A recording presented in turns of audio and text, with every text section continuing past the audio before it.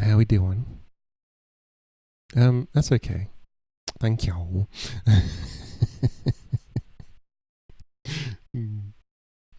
Got pet. Um, hello. Yes. That's okay. You don't have to get ads. Perfect. That's it. In fact, it's good that you don't get ads. I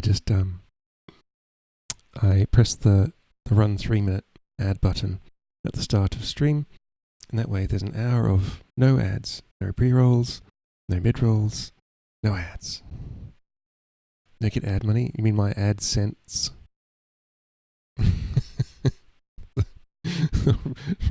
The revenue, please.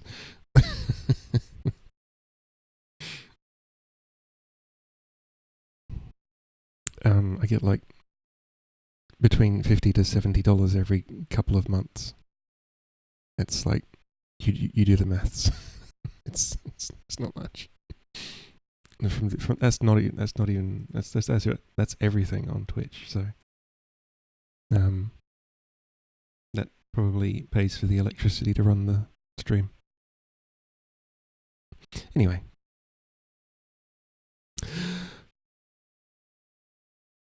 How are you all doing? Welcome everyone.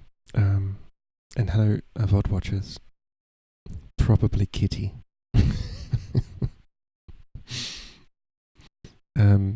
Yes, I added Pet the Sally. And there's also Crunchy Cat. So it's a couple of new things. I thought Crunchy Cat was a good idea. I've seen Crunchy Cat on a couple of streams now. Someone turned the sun on here. It's 24C the rest of the week. You pick up your palette knife and then work that into your meat. Give your meat a good old rub. Hot and some spicy meat. Yeah, boy. Oh, thank you.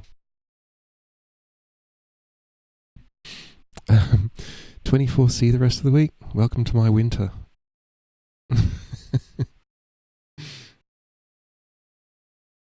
Let me just check the let's see, rest of the week is between 24 and 22 degrees max. And oh my goodness, chat, it's going to get down to 11 on Monday. 11. I might have to break out the scarf.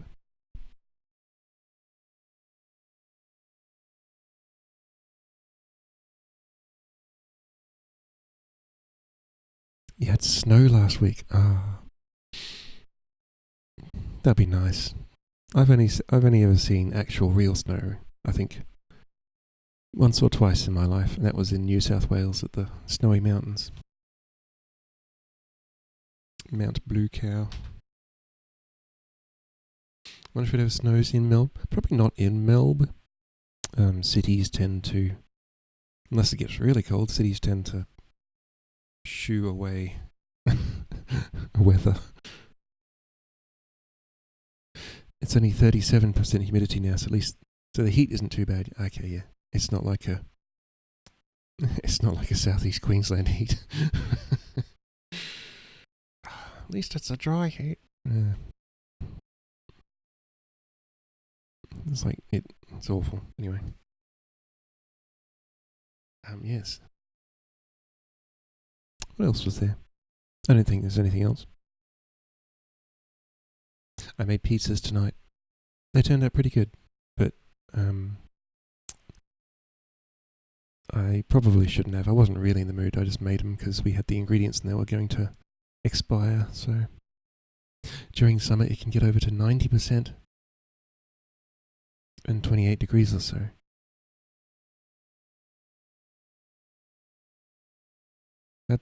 Yeah, it's like it probably feels bad for you, but I'm just like, that's an average summer in Queensland. Although it's the temperatures I noticed are a lot more stable next to the coast.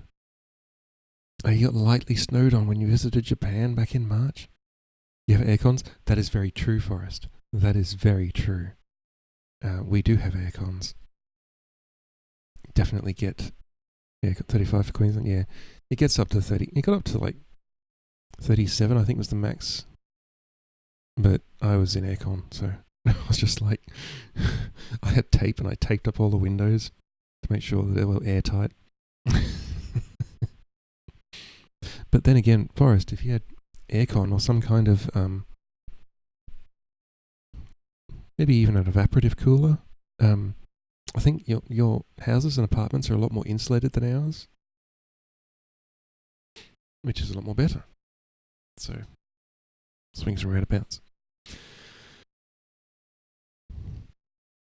Our building standards are not good because energy was cheap for a long time.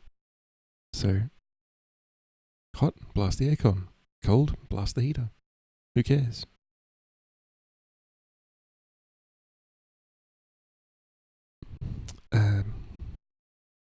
Places that have aircons here can easily do 21 in 30 degrees outside. Yeah, Australia's like, what's sealed insulation? Exactly. Like, there's a wall that Dad took apart to redo the wiring in, and he hasn't put the wall back together, and it's just weatherboard. And I got the tape out and sealed up the holes in the wall. I'm just like, can we get the wall done, please? Anyway. Thank you for the follow, friend. Follows are anonymous in the stream. Plus, yeah, exactly. Exactly. We're going to be reading or finishing off Across the Nightingale Floor tonight. There's only one chapter left. Ended it on a bit of a cliffhanger, or a bit of a high note yesterday.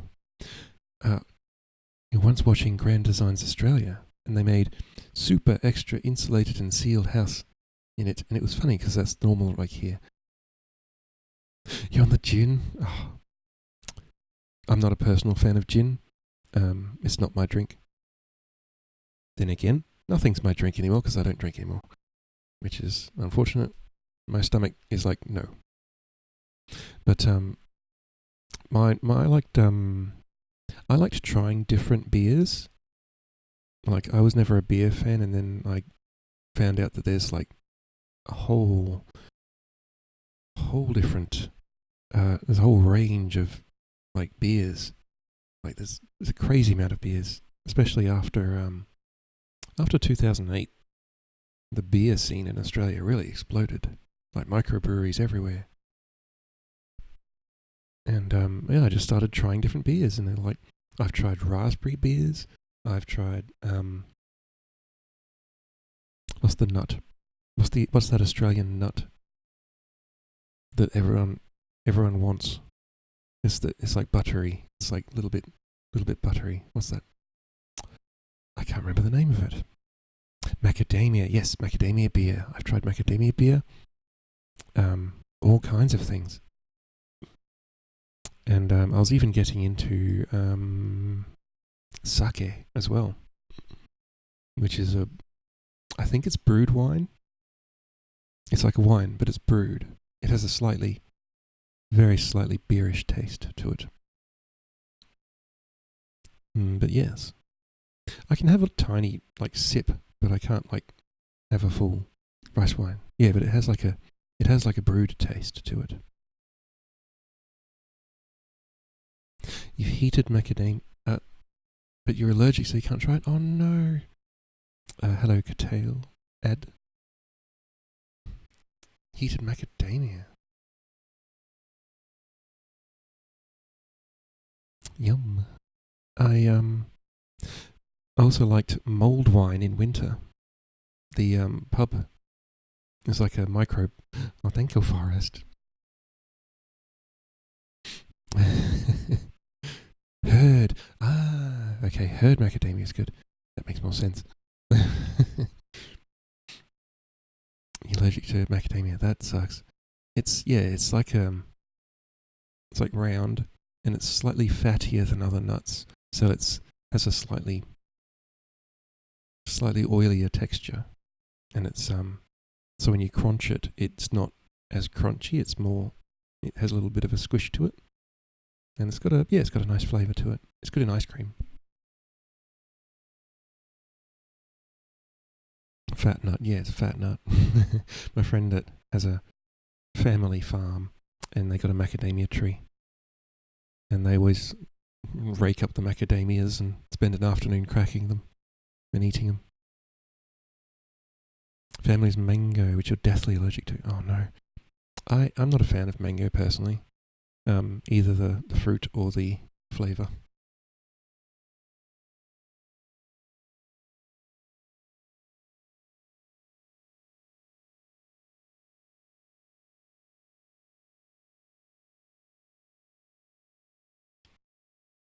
It just means more for everyone else. And yeah. But yes, I don't mind a little.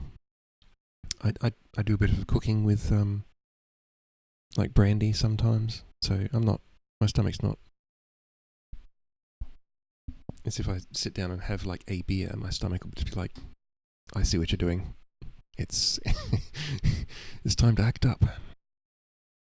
You can't have avocado. Used to love it. The immune system one day said, yeah, no, that is crazy how you can just one day be allergic to something. Just boom, that's it, you're allergic. Did you hear about the person driving the car? Mango.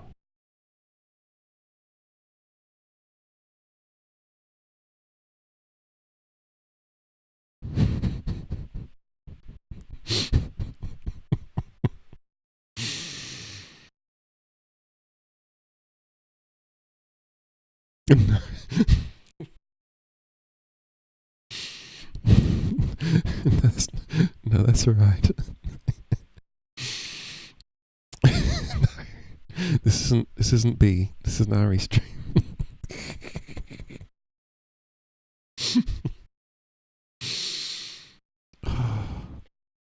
Very good.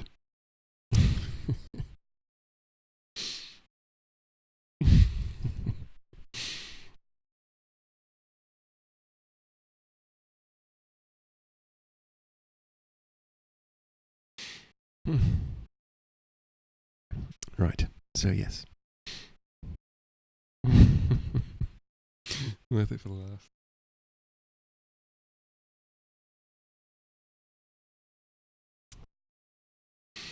Right. I might actually have some water as well.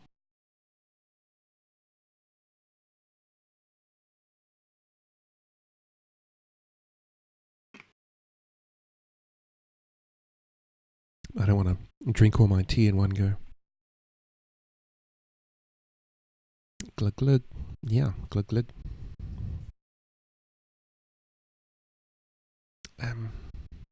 Yeah.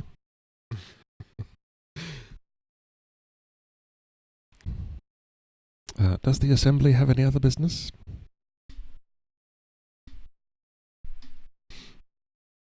If not, I'm going to move on to the story, because yesterday we read. Nope, that was chapter 12. That's chapter 13, okay. We can move on to meeting. Okay, good.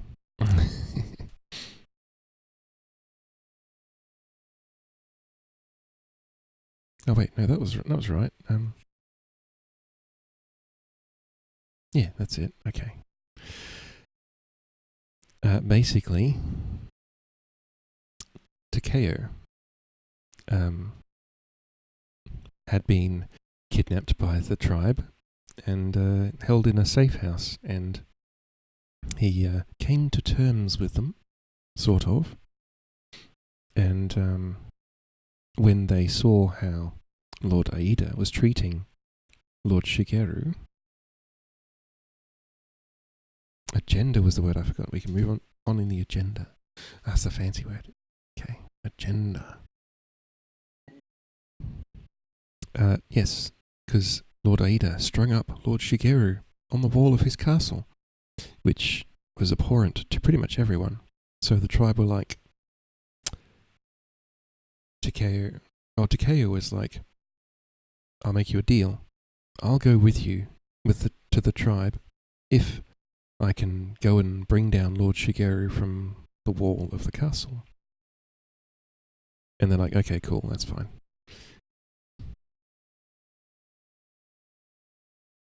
So he and Kenji and that girl, what was her name?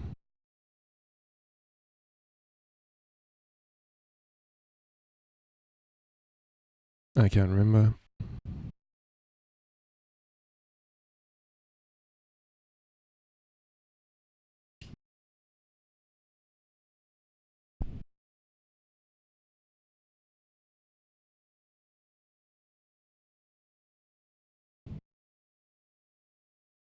It doesn't matter. Anyway. Basically, he found out the girl was Kenji's daughter. So, they went up, brought Shigeru down very quickly and quietly, and took him to the riverbank, where he was barely alive. And basically helped him end his life. And he said, bury my head at the monastery at Terayama and bring Aida's head to me there. And so Kenji was like, okay, good, we're done now.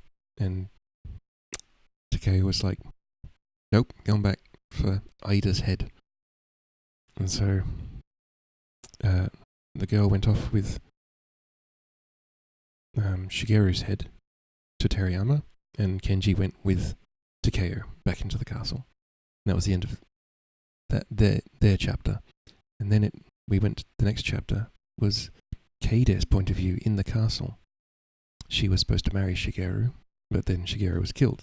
So, and then also her friend and relative Lady Mariyama died as well. Everyone pretty much killed, or their death was caused by Aida, the lord of the castle. Because Aida is basically a kind of abhorrent person. Not only is he brutal in battle and brutal with his peasants, he's also just an awful person.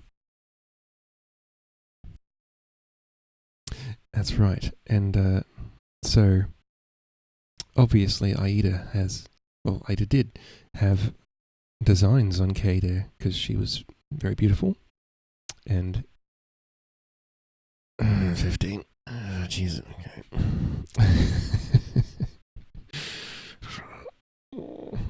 Okay. Yep. So anyway, he basically went to see her that night and attempted to force himself on her. Yeah.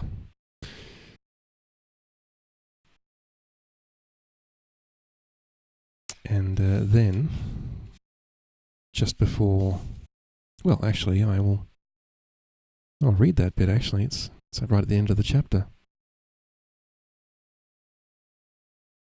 Basically, he's just about to force himself on her when, with her left hand, she found the needle in her right sleeve. As he lowered himself onto her, she drove the needle into his eye. He gave a cry, indistinguishable from a moan of passion. Pulling the knife from beneath the mattress with her right hand, she thrust it upwards. His own weight, as he fell forwards, took it into his heart.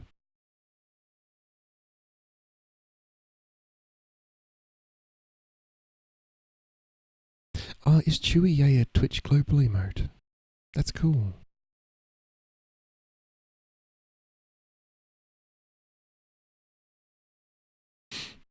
So yeah. Well done to Keide for ending that bastard's life. It's a pity it didn't happen sooner.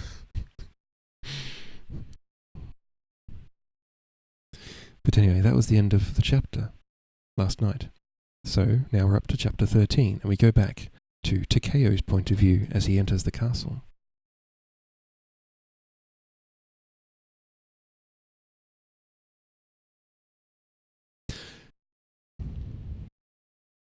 I was soaked from the river and from the rain, water clinging to my hair and eyelashes, dripping like the rushes, like bamboo and willow. And although it left no mark on my dark clothes, I was soaked too with blood. Blood. The mist had thickened even more. Kenji and I moved in a phantom world, insubstantial and invisible.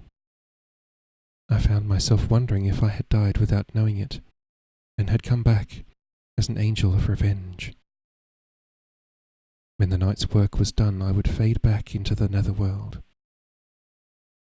And all the time, grief was starting up its terrible chanting in my heart, but I could not listen to it yet. We came out of the moat and climbed the wall. I felt the weight of Jato against my flank. His sword. Shigeru's sword. It was as if I carried Shigeru with me. I felt as if his ghost had entered me and had engraved itself on my bones. From the top of the garden wall, I heard the steps of a patrol. Their voices were anxious. They suspected intruders, and when they saw the ropes that Yuki had cut, they stopped, exclaiming in surprise, and peering upwards to the iron rings where Shigeru had hung. We took 2 each. They died in 4 strokes before they could look down again. Shigeru had been right. The sword leapt in my hand as if it had a will of its own, or as if his own hand wielded it. No compassion or softness of mine hindered it. The window above us was still open, and the lamp still burned faintly. The palace seemed quiet, wrapped in the sleep of the hour of the ox. As we climbed inside, we fell over the bodies of the guards Yuki had killed earlier. Kenji gave a faint approving sound. Yuki was the name of that girl. I went to the door between the corridor and the guard room. I knew 4 such small rooms lay along the corridor. The first one was open and led into the antechamber, where I had waited with Shigeru, and we had looked at the paintings of the cranes. The other 3 were hidden behind the walls of Aida's apartments. The Nightingale Floor ran around the whole residence and through the middle, dividing the men's apartments from the women's. It lay before me, gleaming slightly in the lamplight, silent. I crouched in the shadows. From far away, almost at the end of the building, I could hear 2 voices. 2 men, at least, and a woman. Shizuka. After a few moments, I realized the men were Abe and Ando. As for the guards, I wasn't sure how many. Perhaps 2 with the lords, and 10 or so others hidden in the secret compartments. Literally doom closets. I placed the voices in the end of the room, Aida's own. Presumably the lords were waiting for him there. But where was he, and why was Shizuka with them? Her voice was light, almost flirtatious.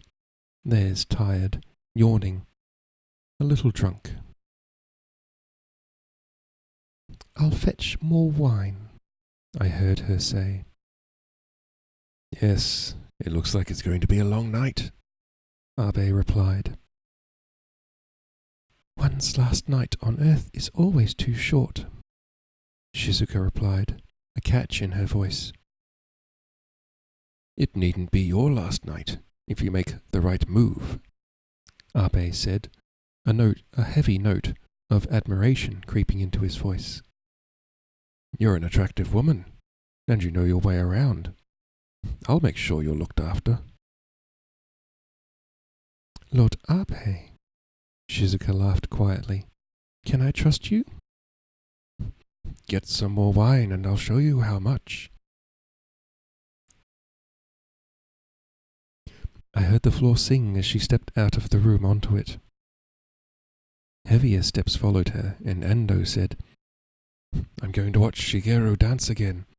I've waited a year for this. As they moved through the middle of the residence, I ran along the floor around the side and crouched by the door of the antechamber. The floor stayed silent beneath my feet.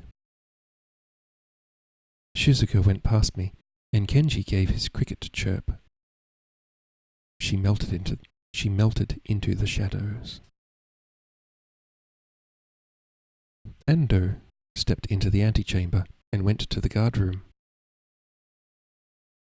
He called angrily to wake them up, and then Kenji had him in a grip of iron.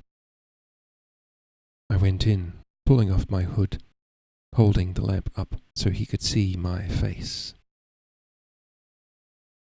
Do you see me? I whispered. Do you know me? I am the boy from Mino.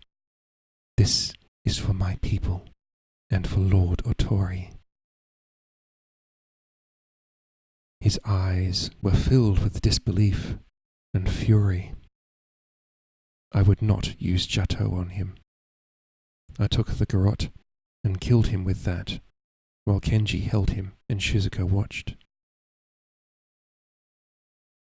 I whispered to her, Where is Aida? She said, With Keide, in the farthest room on the women's side. I'll keep Abe quiet while you go around. He is alone with her. If there's any trouble here, I'll deal with it with Kenji. I hardly took in her words. I'd thought my blood was cold, but now it turned to ice.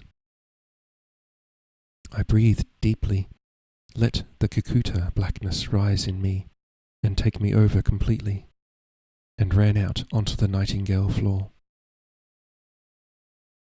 Rain hissed gently in the garden beyond.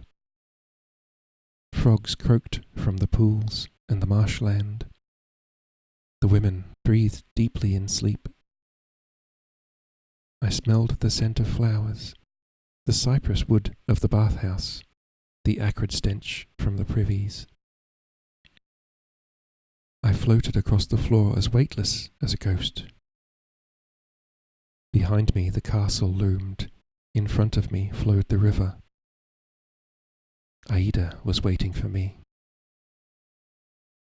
In the last small room at the end of the residence, a lamp burned.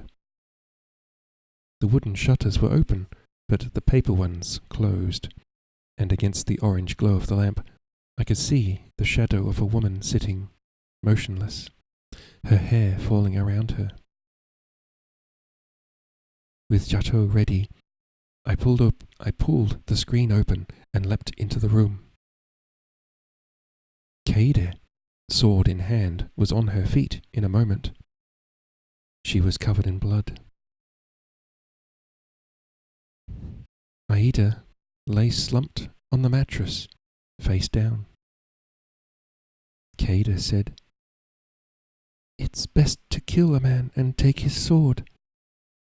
That's what Shizuka said.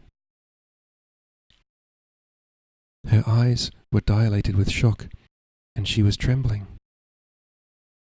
There was something almost supernatural about the scene. The girl, so young and frail. The man, massive and powerful, even in death. The hiss of the rain, the stillness of the night. I put Jato down. She lowered Aida's sword and stepped towards me.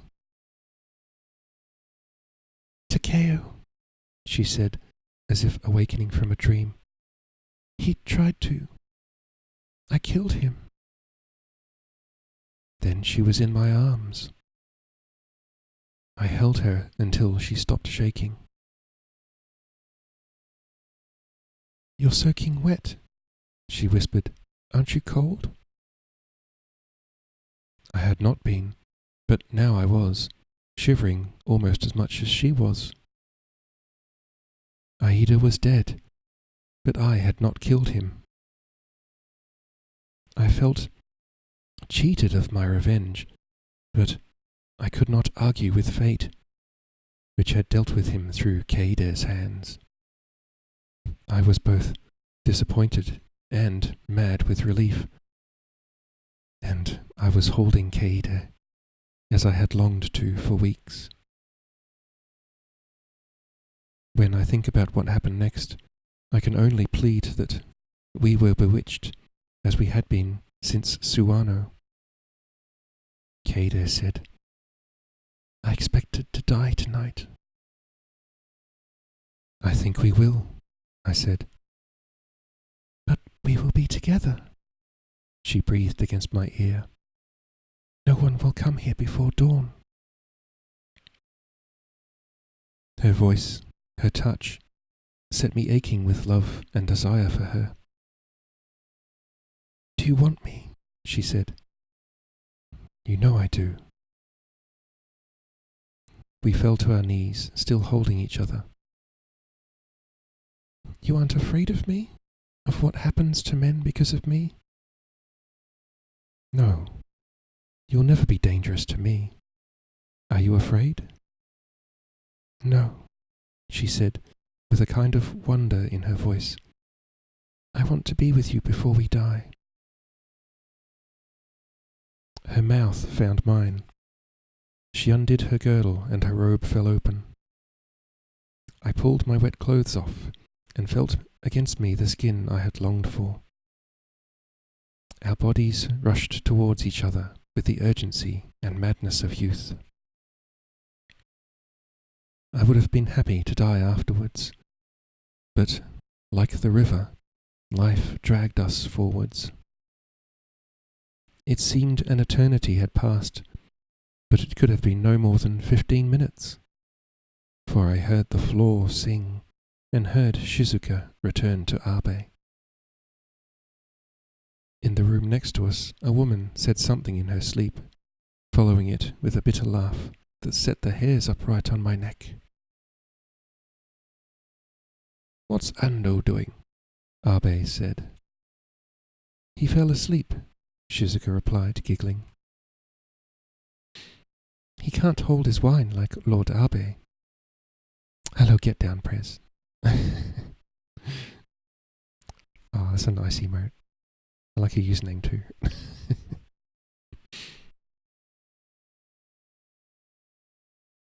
The liquid gurgled from flask to bowl. I heard Abe swallow.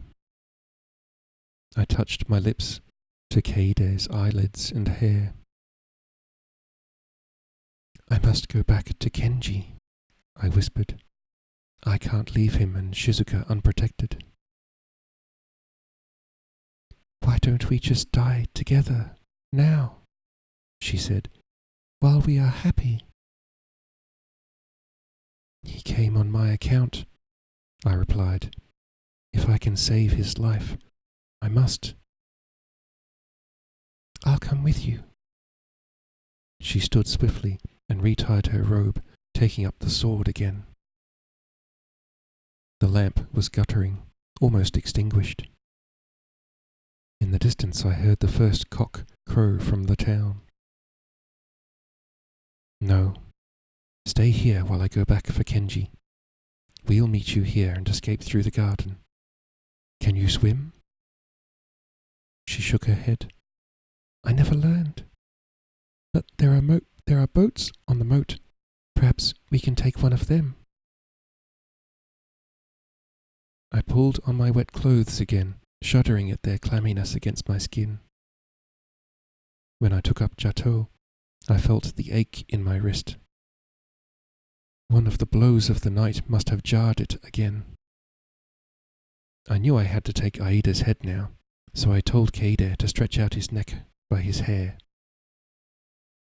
She did so, flinching a little. "This is for Shigeru," I whispered as Jato sliced through his neck. He had already bled profusely, so there was no great gush of blood. I cut his robe and wrapped the head in it.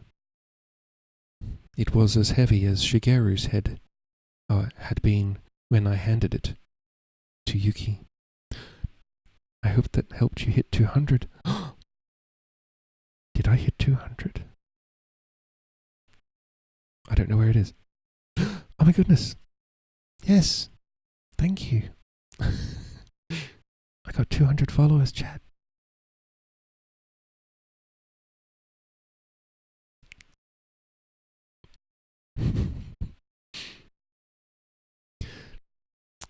I'll read that bit again. I cut his robe and wrapped the head in it. It was as heavy as Shigeru's had been when I handed it to Yuki. I could not believe it was still the same night. I left the head on the floor, embraced Keide one last time, and went back the way I had come. Pardon me. Kenji was still in the guardroom, and I could hear Shizuka chuckling with Abe. He whispered, "The next patrol is due any minute." Oh no. "The next patrol is due any minute. They're going to find the bodies." "It's done," I said. "Aida is dead." "Then let's go. I have to deal with Abe. Leave him to Shizuka. And we have to take Keide with us." He peered at me in the gloom. "Lady Shirakawa, are you mad?" Very likely I was. I did not answer him. Instead, I stepped heavily and deliberately onto the Nightingale floor. It cried out immediately. Abe called, "Who's there?" He rushed out of the room, his robe loose, sword in his hand. Behind him came 2 guards, one of them holding a torch. In its light, Abe saw me and recognized me. His expression was first astonished, then scornful. He strode towards me, making the floor sing loudly. Behind him, Shizuka leapt at one of the guards and cut his throat. The other turned in amazement, dropping the torch as he drew his sword. Abe was shouting for help. He came towards me like a madman, the great sword in his hand. He cut at me, and I parried it, but his strength was huge, and my arm weakened by pain. I ducked under his second blow, and went invisible briefly. I was taken aback by his ferocity and skill. Kenji was alongside me, but now the rest of the guards came pouring from their hiding places. That was a bit of a dumb move, just deliberately stepping on the floor. Whatever. Shizuka dealt with 2 of them. Kenji left his second self below the sword of one, then knifed him in the back. My attention was totally taken up with Abe, who was driving me down the Nightingale floor towards the end of the building. The women had woken and ran out screaming, distracting Abe as they fled past him and giving me a moment to recover my breath.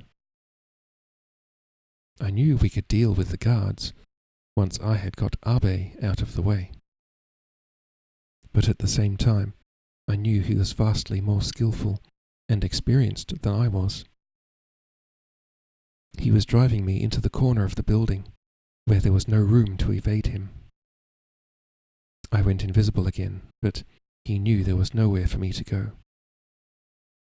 Whether I was invisible or not, his sword could still cut me in 2. Then, when it seemed he had me, he faltered and his mouth fell open. He gazed over my shoulder, a look of horror on his face. I did not follow his look, but in that moment of inattention, drove Jato downwards.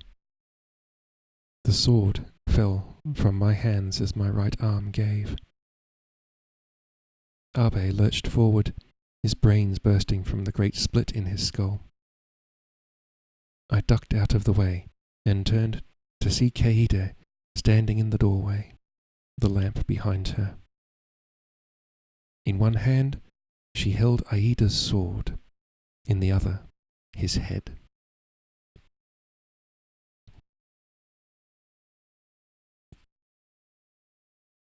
Side by side, we fought our way back across the Nightingale Floor. Every stroke made me wince in pain. Without Kaede at my left side, I would have died then. Everything was turning blurred and indistinct before my eyes. I thought the mist from the river had penetrated the residence, but then I heard crackling and smelled smoke. The torch the guard had dropped had set the wooden screens on fire. There were cries of fear and shock. The women and servants were running from the fire, out of the residence and into the castle, while the guards from the castle were trying to get through the narrow gate into the residence. In the confusion and smoke, the four of us fought our way into the garden. By now, the residence was fully ablaze. No one knew where Aida was, or if he was alive or dead. No one knew who had made this attack on the supposedly impregnable castle. Was it men or demons? Shigeru had been spirited away. Was it by men or angels? The rain had eased, but the mist grew thicker as dawn approached. Shizuka led us through the garden to the gate and the steps down to the moat. The guards here had already started on their way up towards the residence. Distracted and confused as they were, they hardly put up a fight. We unbarred the gate easily from the inside and stepped into one of the boats, casting off the rope. The moat was connected to the river through the marshland we had crossed earlier. Behind us, the castle stood out stark against the flames. Ash floated towards us, falling on our hair. The river was surging, and the waves rocked the wooden pleasure boat as the current carried us into it. It was hardly more than a punt, and I feared if the water grew any wilder, it would capsize. Ahead of us, the piles of the bridge suddenly appeared. For a moment, I thought we would be flung against them, but the boat dived through nose first, and the river carried us on, past the town. None of us said much. We were all breathing hard, charged with the near confrontation with death, subdued maybe by the memory of those we had sent on into the next world, but deeply, achingly glad we were not among them. At least, that was how I felt.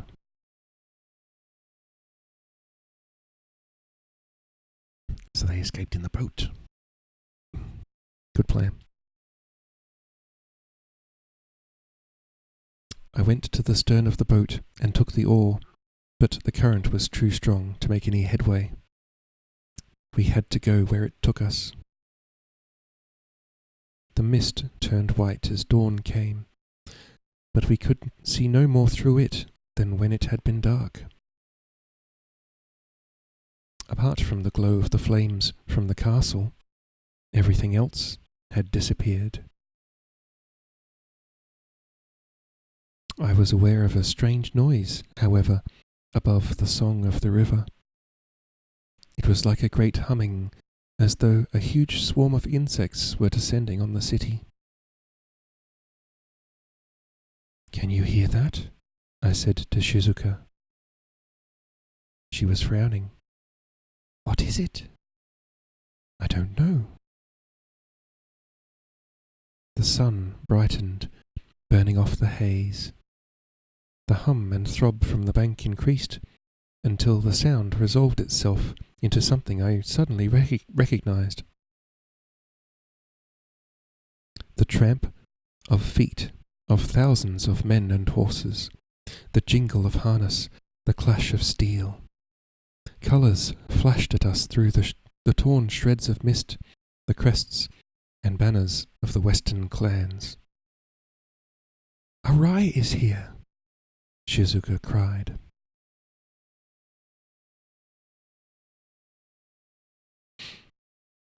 So Arai did arrive. Not in time for the party, but he arrived. There are chronicles enough of the fall of Inuyama, and I took no further part in it, so there is no need for me to describe it here. I had not expected to live beyond that night. I had no idea what to do next. I had given my life to the tribe, that much was clear to me, but I still had duties to perform for Shigeru. Keide knew nothing of my bargain with the Kikuta. If I were Otori, Shigeru's heir, it would be my duty to marry her, and indeed there was nothing I wanted more. If I were to become Kikuta, Lady Shirakawa would be as unobtainable as the moon. What had happened between us now seemed like a dream. If I thought about it, I felt I should be ashamed of what I had done, and so like a coward I put it out of my mind. We went first to the Muto residence where I had been hidden, changed our clothes, grabbed a little food. Shizuka went immediately to speak to Arai, leaving Keide in charge of the women of the house. I did not want to speak to Kenji or anyone. I wanted to get to Terayama and place Aida's head on Shigeru's grave. I knew I had to do this quickly before the Kikuta controlled me fully. I was aware that I had already disobeyed the master of my family by returning to the castle. Even though I had not killed Aida myself, everyone would assume I had, against the express wishes of the tribe. I could not deny it without causing immense harm to Keide. I did not intend to disobey forever. I just needed a little more time. It was easy enough to slip out of the house during the confusion of that day.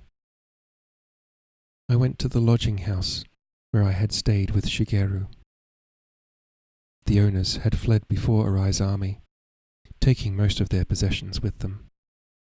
But many of our things were still in the rooms, including the sketches I had done at Terayama, and the writing box on which Shigeru had written his final letter to me. I looked at them with sorrow. Grief's clamour was growing louder and louder inside me, demanding my attention.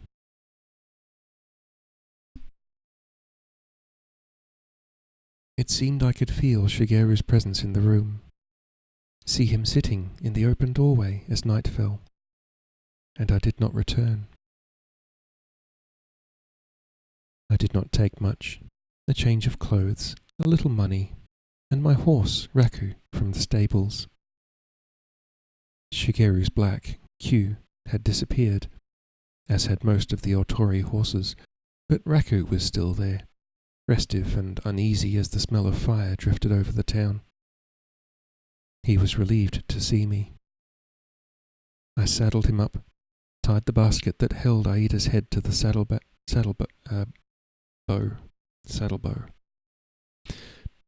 and rode out of the city, joining the throngs of people on the highway who were fleeing from the approaching armies.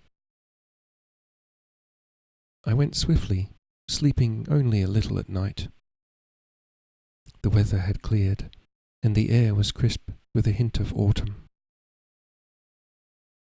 Each day the mountains rose clear-edged against a brilliant blue sky. Some of the trees were already showing golden leaves. bush clover and arrowroot were beginning to flower. It was probably beautiful, but I saw no beauty in anything. I knew I had to reflect on what I would do, but I could not bear to look at what I had done. I was in that stage of grief where I could not bear to go forward. I only wanted to go back to the house in Hagi, back in time to when Shigeru was alive, before we left for Inuyama. On the afternoon of the 4th day, when I had just passed Kushimoto, I became aware that the travellers on the road were now streaming towards me.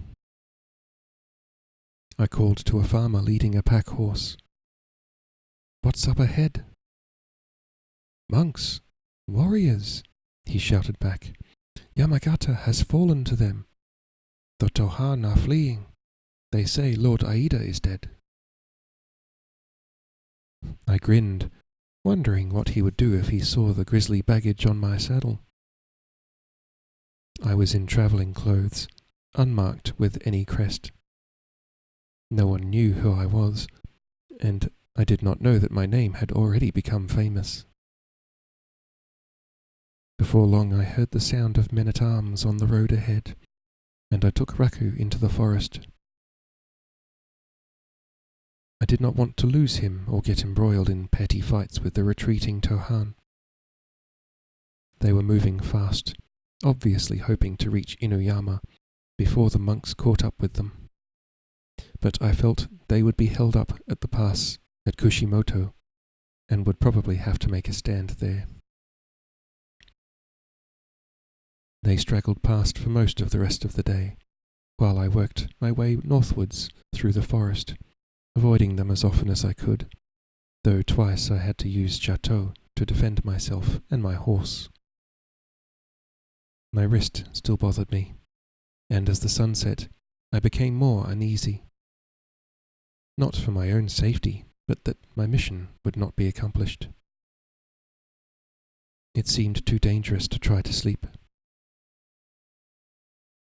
The moon was bright, and I rode all night beneath its light, Raku moving on with his easy stride, one ear forward, one back.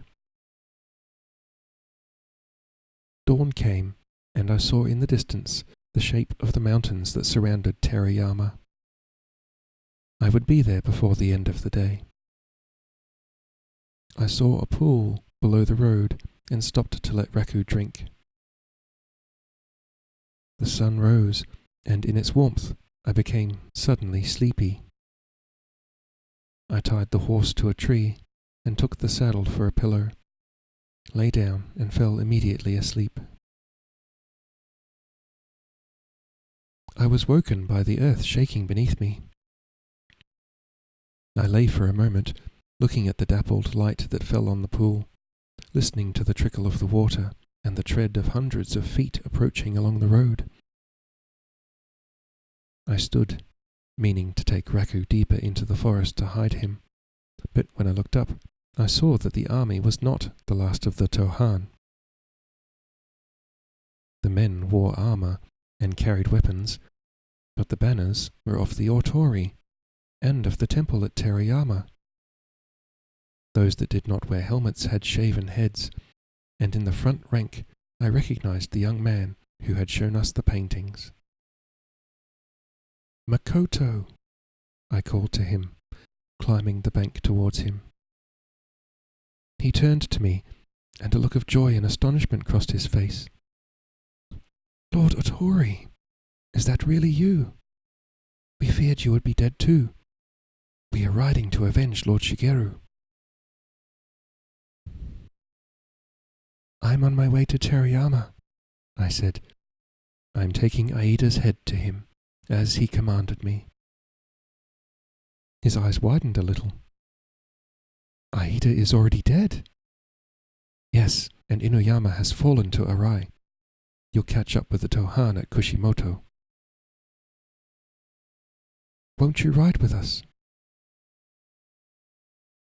I stared at him. His words made no sense to me. My work was almost done. I had to finish my last duty to Shigeru, and then I would disappear into the secret world of the tribe.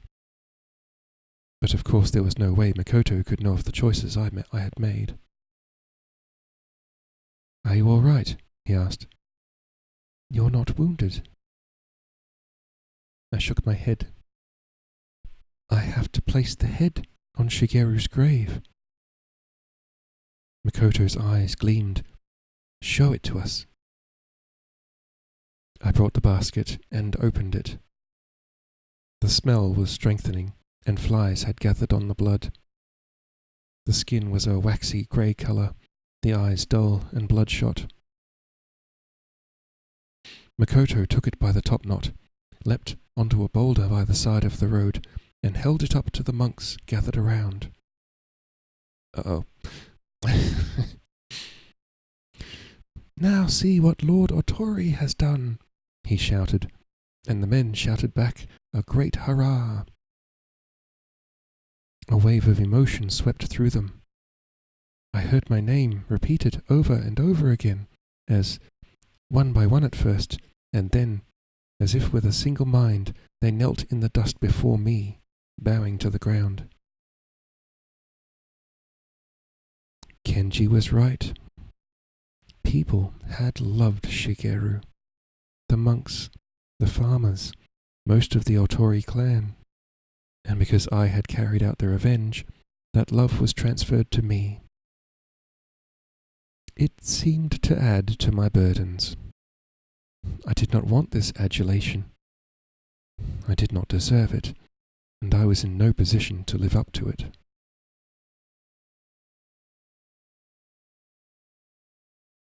I bade farewell to the monks, wished them success, and rode on, the head back in its basket.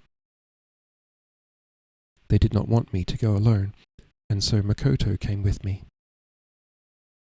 He told me how Yuki had arrived at Teriyama with Shigeru's head, and they were preparing the burial rites. She must have travelled day and night to get there so soon, and I thought of her with enormous gratitude. By evening we were in the temple. Led by the old priest, the monks who remained there were chanting the sutras for Shigeru, and the stone had already been erected over the place where the head was buried. I knelt by it and placed his enemy's head before him.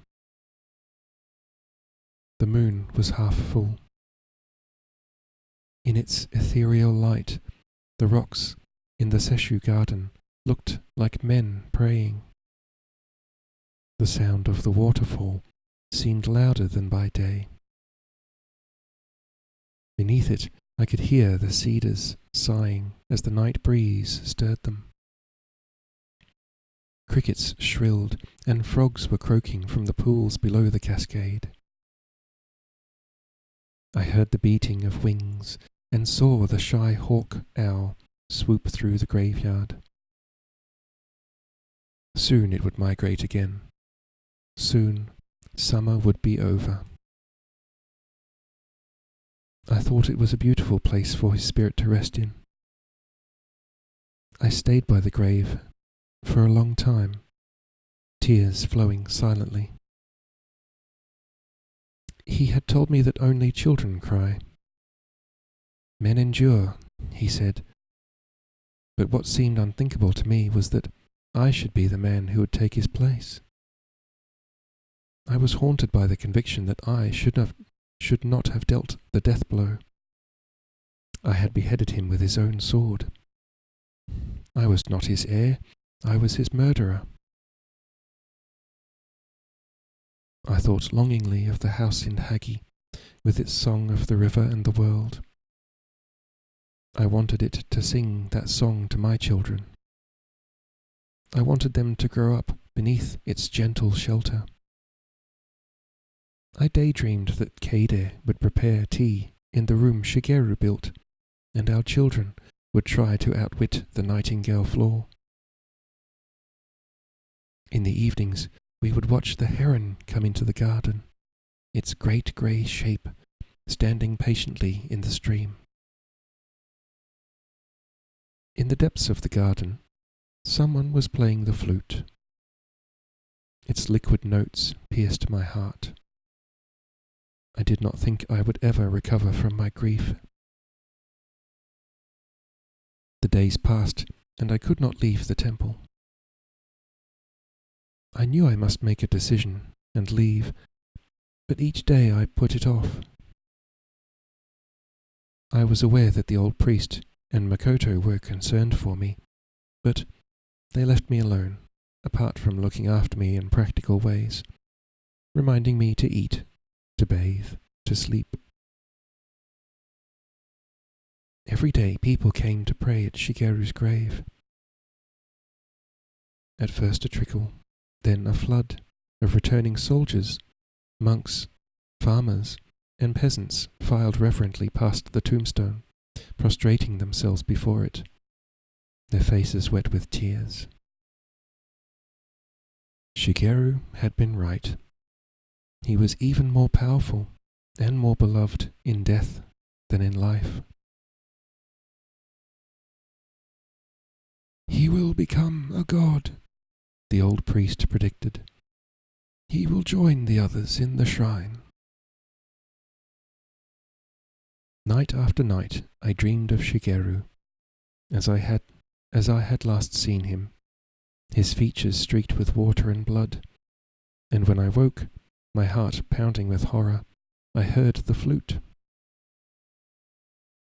I began to look forward to the mournful notes as I lay sleepless. I found its music both painful and consoling. The moon waned. The nights were darker. We heard of the victory at Kushimoto from the returning monks. Life at the temple began to return to normal, the old rituals closing like water over the heads of the dead. Then word came that Lord Arai, who was now master of most of the 3 countries, was coming to Terayama to pay his respects to Shigeru's grave. That night, when I heard the flute music, I went to talk to the player. It was, as I had half suspected, Makoto. I was deeply touched that he should have been watching over me, accompanying me in my sorrow. He was sitting by the pool, where sometimes in the day I had seen him feed the golden carp. He finished the phrase and laid the flute down. "You will have to come to a decision once Arai is here," he said. "What will you do?" I sat down next to him. The dew was falling and the stones were wet.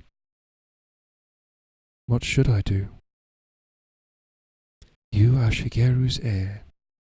You must take up his inheritance." He paused, then said, "But it is not that simple, is it? There is something else that calls you." "It doesn't exactly call me, it commands me. I am under an obligation.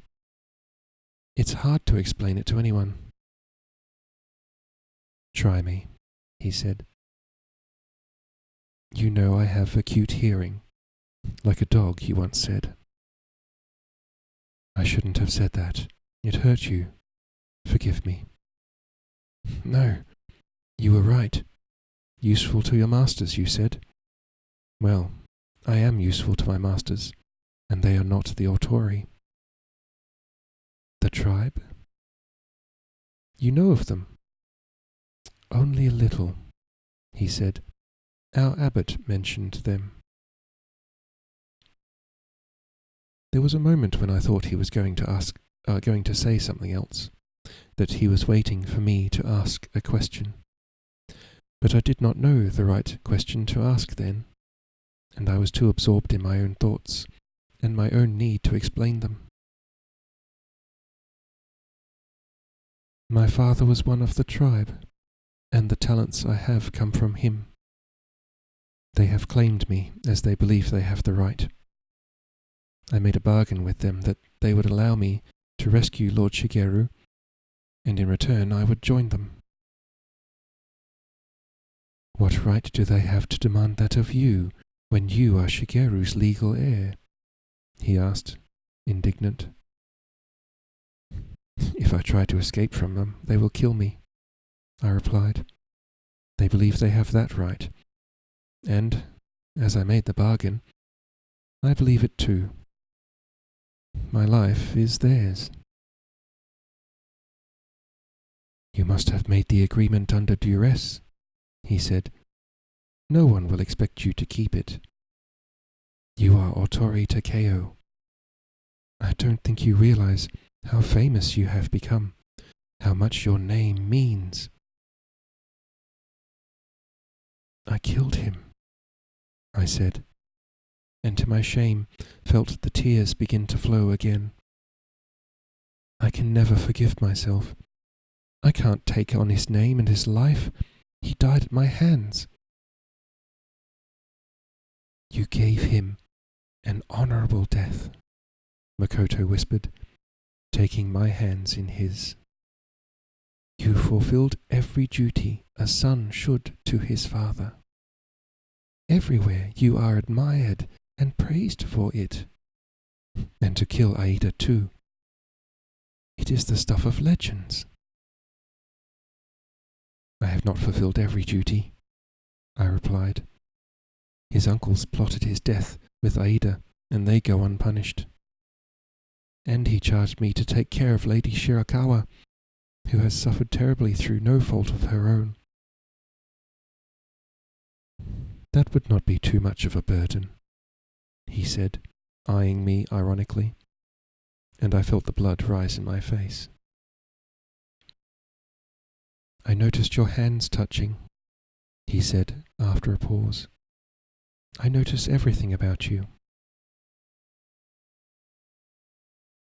I want to fulfill his wishes, yet I feel unworthy. And anyway, I'm bound by my oath to the tribe. That could be broken, if you wanted.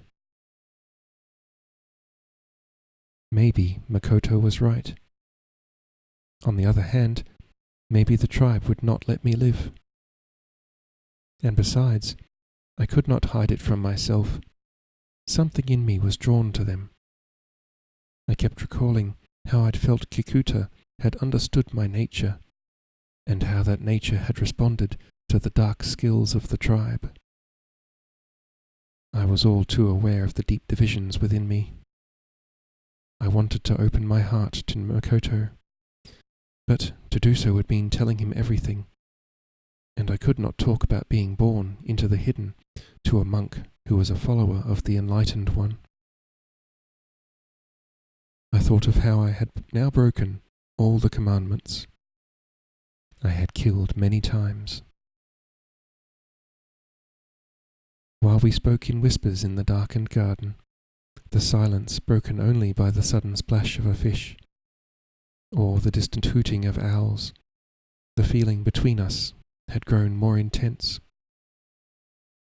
Now Makoto drew me into his embrace and held me closely. Whatever you choose, you must let go of your grief, he said. You did the best you could. Shigeru would have been proud of you. Now you have to forgive and be proud of yourself. His affectionate words, his touch, made the tears flow again. Beneath his hands I felt my body come back to life. He drew me back from the abyss and made me desire to live again. Afterwards I slept deeply and did not dream. Arai came with a few retainers and 20 or so men, leaving the bulk of his army to maintain the peace in the east.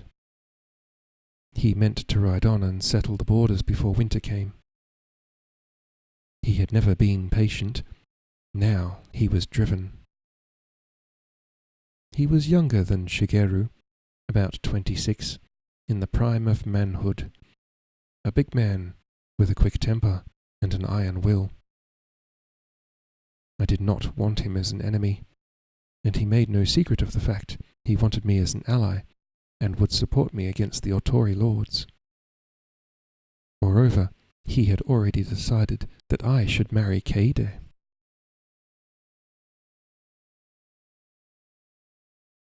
He had brought her with him. As custom dictated, she should visit Shigeru's grave. He thought we should both stay at the temple while arrangements were made for the marriage. Shizuka, of course, accompanied her and found an opportunity to speak privately to me. "I knew we'd find you here," she said. "The Kakuta have been furious, but my uncle persuaded them to give you a little more leeway. Your time's running out, though." "I am ready to go to them," I replied. "They will come for you tonight." "Does Lady Shirakawa know?" "I have tried to warn her, and I have tried to warn Arai." Shizuka's voice was heavy with frustration. For Arai had very different plans. "You are Shigeru's legal heir," he said, as we sat in the guest room of the temple, after he had paid his respects to the grave. "It's entirely fitting that you marry Lady Shirakawa. We will secure Maruyama for her, and then turn our attention to the Otori next spring. I need an ally in Hagi." He was scrutinizing my face. "I don't mind telling you, your reputation makes you a desirable one."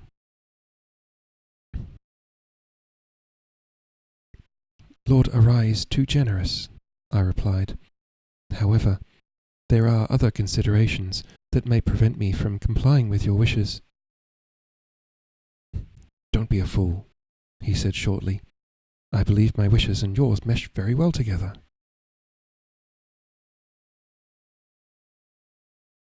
My mind had gone empty. My thoughts had all taken flight like Seshu's birds.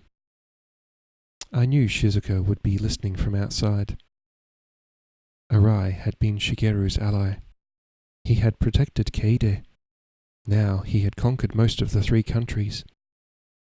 If I owed anyone allegiance, it was to him. I did not think I could just disappear without giving him some explanation. "Anything I achieved was with the help of the tribe," I said slowly. A flicker of anger crossed his face, but he did not speak. "I made a pact with them, and to keep my side of it, I must give up the Otori name and go with them." "Who are the tribe?" he exploded. "Everywhere I turn, I run into them. They are like rats in the grain store, even those closest to me." "We could not have defeated Aida without their help," I said. He shook his large head and sighed. "I don't want to hear this nonsense. You were adopted by Shigeru. You are Otori. You will marry Lady Shirakawa. That is my command." "Lord Arai." I bowed to the ground, fully aware that I could not obey him. After visiting the grave, Kaede had returned to the women's guest house, and I had no chance to speak to her. I longed to see her, but also feared it. I was afraid of her power over me, and mine over her. I was afraid of hurting her, and worse, of not daring to hurt her. That night, sleepless, I went again and sat in the garden, longing for silence, but always listening. I knew I would go with Kakuta when he came for me that night, but I could not rid my mind of the image and memory of Kaede, the sight of her next to Aida's body, feel of her skin against mine, her frailty as I entered her. The idea of never feeling that again was so painful, it took the breath from my lungs. I heard the soft tread of a woman's feet. Shizuka placed her hand, so like mine in shape and design, on my shoulder and whispered, "Lady Shirakawa wishes to see you." "I must not," I replied. "They will be here before dawn," Shizuka said. "I have told her they will never relinquish their claim on you. In fact, because of your disobedience in Inuyama, the master has already decided that if you do not go with them tonight, you will die. She wants to say goodbye." I followed her. Kade was sitting at the far end of the veranda, her figure lit dimly by the setting moon. I thought I would recognize her outline anywhere, the shape of her head, the set of her shoulders, the characteristic movement as she turned her face towards me. The moonlight glinted on her eyes, making them like pools of black mountain water when the snow covers the land and the world is all white and grey. I dropped on my knees before her. The silvery wood smelled of the forest and the shrine of sap and incense. "Shizuka says you must leave me, that we cannot be married." Her voice was low and bewildered. "The tribe will not allow me to lead that life. I am not, can never now be, a lord of the Otori clan." "But Arai will protect you. It's what he wants." How do I rest? "Nothing need stand in our way." "I made a deal with the man who is the master of my family," I said. "My life is his from now on." In that moment, in the silence of the night, I thought of my father, who had tried to escape his blood destiny, and had been murdered for it. I did not think my sadness could be any deeper, but this thought dredged out a new level. Kade said, "In 8 years as a hostage, I never asked anyone for anything. Aida Sadamu ordered me to kill myself. I did not plead with him. He was going to rape me. I did not beg for mercy. But I am asking you now, don't leave me. I am begging you to marry me. I will never ask anyone for anything again." She threw herself to the ground before me, her hair and her robe touching the floor with a silky hiss. I could smell her perfume. Her hair was so close it brushed my hands. "I'm afraid," she whispered. "I'm afraid of myself. I'm only safe with you." It was even more painful than I had anticipated. And what made it worse was the knowledge that if we could just lie together, skin against skin, all pain would cease. "The tribe will kill me," I said finally. "There are worse things than death. If they kill you, I will kill myself and follow you." She took my hands in hers and leaned towards me. Her eyes were burning, her hands dry and hot, the bones as fragile as a bird's. I could feel the blood racing beneath the skin. "If we can't live together, we should die together." Her voice was urgent and excited. The night air seemed suddenly chill. In the songs and romances, couples died together for love. I remembered Kenji's words to Shigeru. You are in love with death, like all your class. Yeah, Askar. Kade was of the same class and background, but I was not. I did not want to die. I was not yet 18 years old. My silence was enough answer for her. Her eyes searched my face. I will never love anyone but you, she said. It seemed we had hardly ever looked directly at each other. Our glances had always been stolen and indirect. Now that we were parting, we could gaze into each other's eyes beyond modesty or shame. I could feel her pain and her despair. I wanted to ease her suffering, but I could not do what she asked. Out of my confusion, as I held her hands and stared deeply into her eyes, some power came. Her gaze intensified as if she were drowning. Then she sighed and her eyes closed. Her body swayed. Shizuka leapt forward from the shadows and caught her as she fell. Together, we lowered her carefully to the floor. She was deeply asleep, as I had been under Kikuta's eyes in the hidden room. I shivered, suddenly terribly cold. You should not have done that, Shizuka whispered. I knew my cousin was right. I did not mean to, I said. I've never done it to a human being before, only to dogs. She slapped me on the arm. Go to the Kikuta. Go and learn to control your skills. Maybe you'll grow up there. Will she be all right? I don't know about these Kikuta things, Shizuka said. I slept for 24 hours. Presumably whoever put you to sleep knew what they were doing, she retorted. From far away, down the mountain path, I could hear people approaching.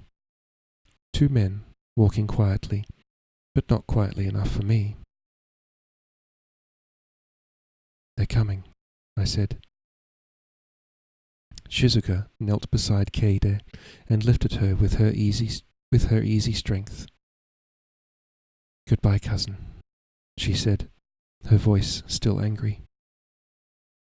Shizuka, I began as she walked towards the room.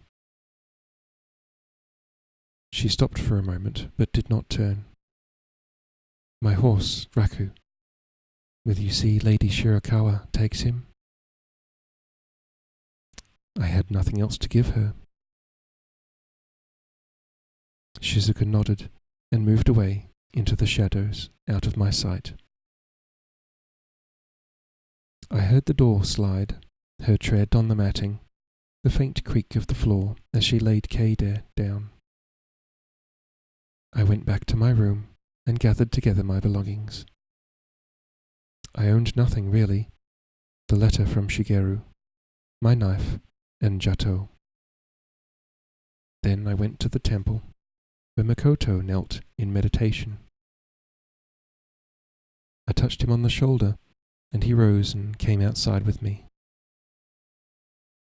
I'm leaving, I whispered. Don't tell anyone before morning. You could stay here. It's not possible. Come back then, when you can. We can hide you here. There are so many secret places in the mountains. No one would ever find you. Maybe I'll need that one day, I replied. I want you to keep my sword for me. He took Jato. Now I know you'll be back. He put out his hand and traced the outline of my mouth, the edge of bone beneath my cheek, the nape of my neck.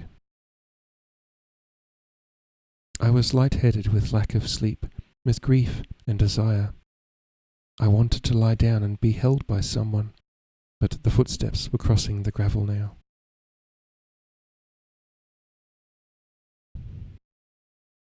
Who's there? Makoto turned, the sword ready in his hand. Shall I rouse the temple?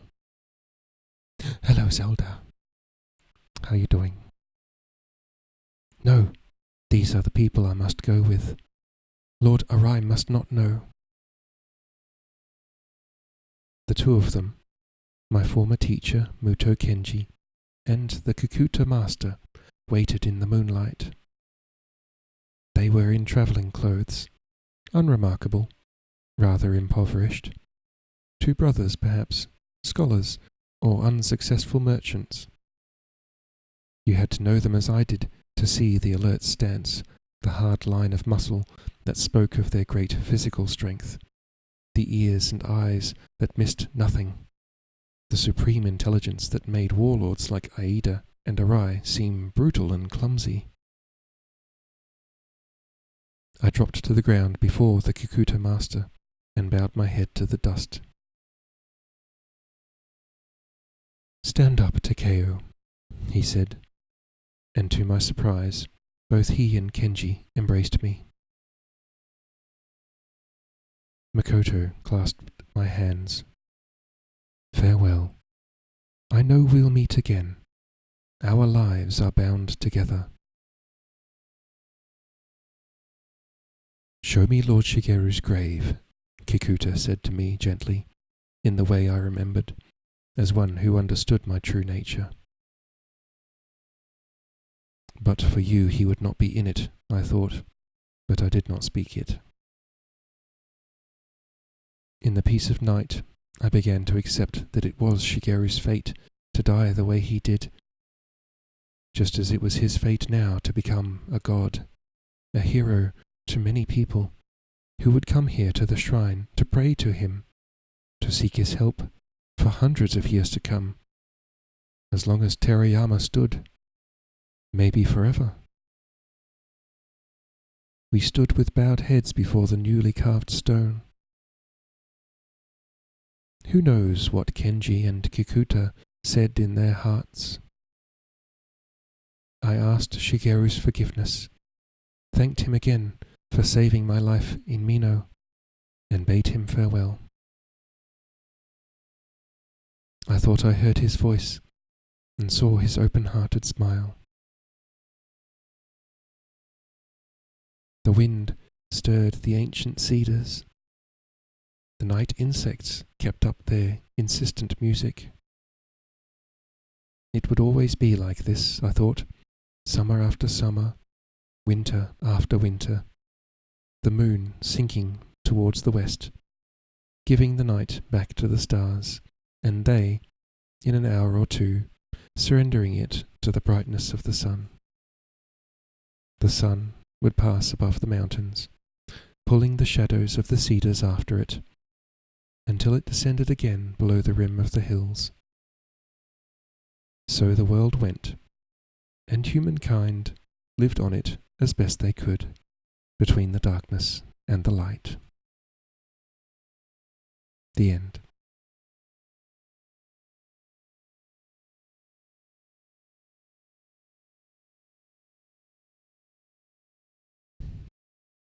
Yay.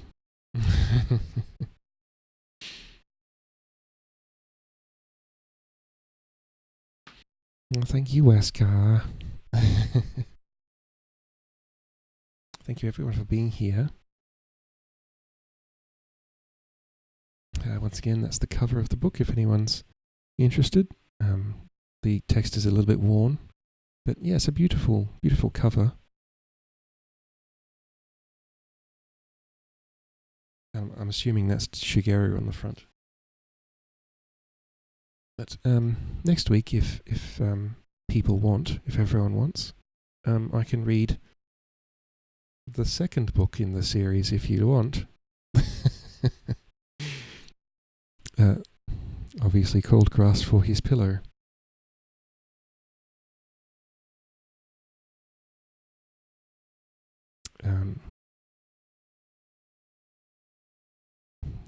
this book obviously follows Takeo, and I think if from memory, it also follows Kades and Arai and a couple of other people. If everyone's interested, I could do that. I think Askar is interested.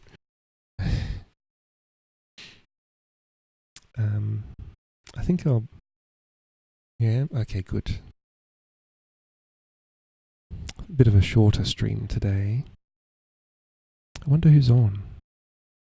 Emmy Cherry's on. Kate Bit is on. Kate Bit's playing Hades 2. Emmy Cherry is talking about things. I was looking before, trying to find people who were actually reading. No one. Am I the only person on Twitch who is actually reading something?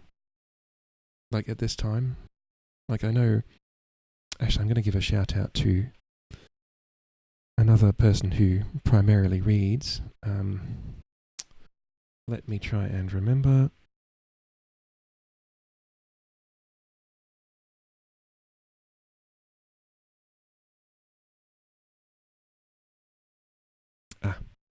Okay.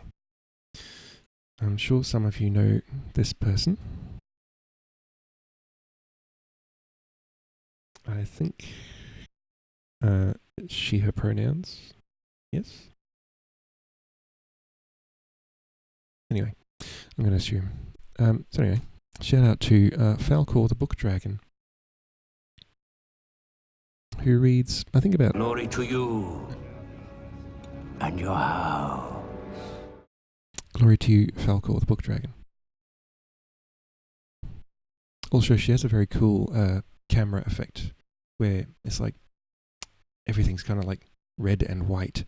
Gives like a vampire kind of vibe, which is very cool. Like very cool. I love it.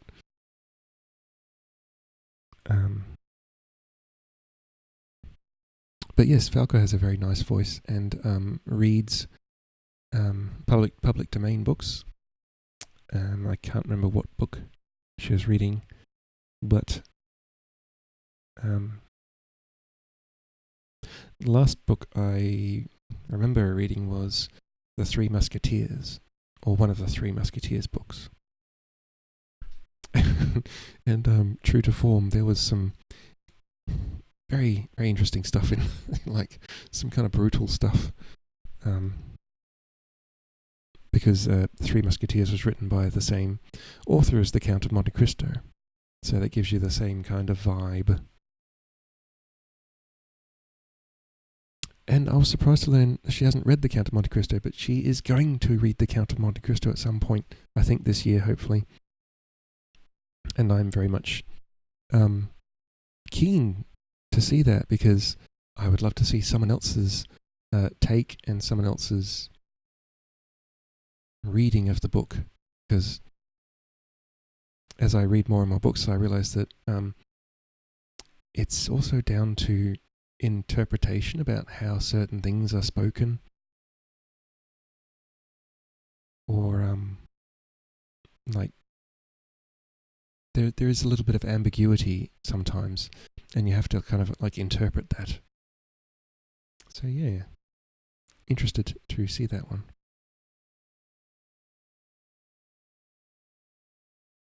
Ari's not on, so we're going to rate Emmy Cherry. Neat, yeah. She usually is on during Australian daytime. Yeah. Raid/raid Emmy Cherry 4. Copy the raid command. I'll do that now so I don't forget. Copy. Saw her DreamHack but didn't introduce myself. I bet you're kicking yourself. I do that. At the time I'm just like, get social anxiety, and then later I kick myself because I'm just like, why didn't I do that? I could have just done it. Thank you for the 9 long months of subscribing, DG Avalon. Where is Mexican Cat? Oh my goodness. Alright, we'll turn on Mexican Cat. Where is Mexican Cat? You are my most favorite creation.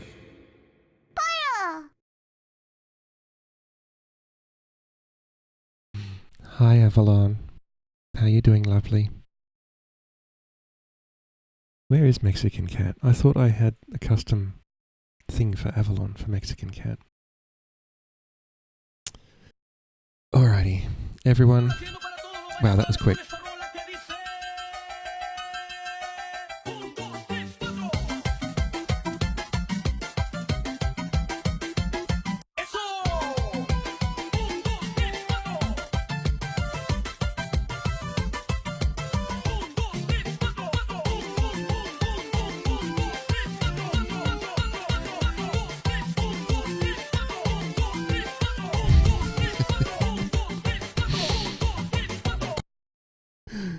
Thank you, Avalon. All right, we're heading off to see Emmy. Please join me for the raid, and I will see you next week for new book, Grass for His Pillow. Bye, everyone. Bye.